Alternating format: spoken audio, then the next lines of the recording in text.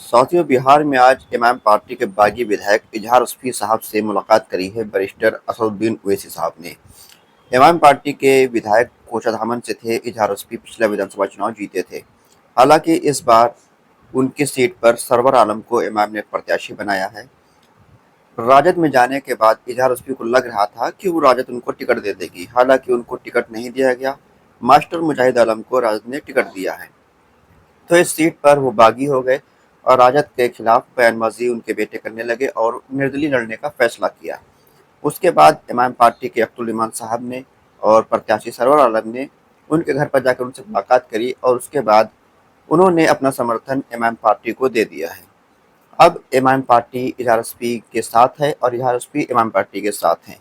इसी सिलसिले में आज बैरिस्टर असदुद्दीन ओवैसी साहब, जैसा कि आप देख सकते हैं कि इजहार उस्फी साहब से मुलाकात कर रहे हैं, गर्मजोशी से उनको गले लगा रहे हैं और अगले शिकवे को मिटाने की कोशिश की जा रही है।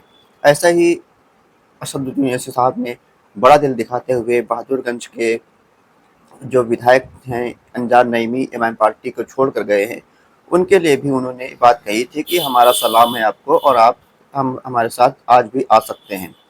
तो ये बड़ा दिल होता है, बड़ा दिल दिखाने की ज़रूरत होती है। इमाम पार्टी के अध्यक्ष असदुद्दीन ओवैसी साहब का बड़प्पन है कि उन्होंने अपना जो जिन लोगों ने उनको धोखा दिया था, उन लोगों को भी गले लगाने का काम बैरिस्टर असदुद्दीन ओवैसी साहब कर रहे हैं।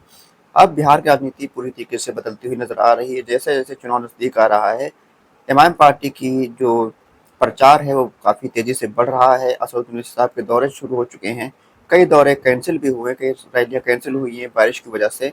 उसके बावजूद इमाम पार्टी की लोकप्रियता कोषाधामन में, पूरे सीमांचल में बढ़ती हुई नज़र आ रही है और सीमांचल के अंदर इमाम पार्टी एक बड़ा फैक्टर बनती हुई इस बार नज़र आ रही है।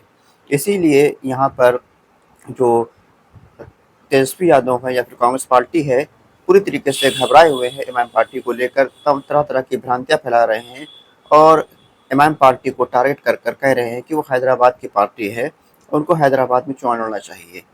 लेकिन इमाम पार्टी को सीमांचल के नौजवानों ने दिल से मान लिया है। अब सीमांचल का नौजवान हो या बड़ा बूढ़ा हो, लग रहा है कि सीमांचल के अंदर नया इतिहास इमाम पार्टी रचने जा रही है। पिछले विधानसभा चुनाव में जो 5 सीटों पर इमाम पार्टी ने जीत हासिल करी थी, उन 5 सीटों के अलावा कुछ और सीटें हैं जहां पर इमाम पार्टी चुनाव जीतती हुई नज़र आ रही है। सीमांचल के बाहर भी कई सीटों पर इमाम पार्टी मजबूत है। राणा रणजीत सिंह की सीट है, गोपालगंज की सीट है, मुंगेर की सीट है, महुआ की सीट है। सब सीटें काफ़ी मजबूत इमाम पार्टी लड़ रही है और हो सकता है कि इनमें से भी कुछ सीटें इमाम पार्टी चुनाव जीत जाए। इजहार उस्फी साहब का इमाम पार्टी में वापस आना इमाम पार्टी को मजबूत करेगा और उन लोगों को भी सबक देगा जो लोग इमाम पार्टी को छोड़ कर गए थे कि वहाँ आपको इज्जत नहीं मिली, आप इमाम में वापस आइए, आपको इज्जत दोबारा से इमाम पार्टी में मिलेगी। कोई गिला शिकवा नहीं होगा, सबको गिला शिकवा भुलाकर इमाम पार्टी में आप शामिल हो सकते हैं। आपकी अपनी राय कमेंट बॉक्स में ज़रूर बताएं कि इमाम पार्टी बिहार में कितनी सीटों पर कामयाब होगी। खुदा हाफिज़।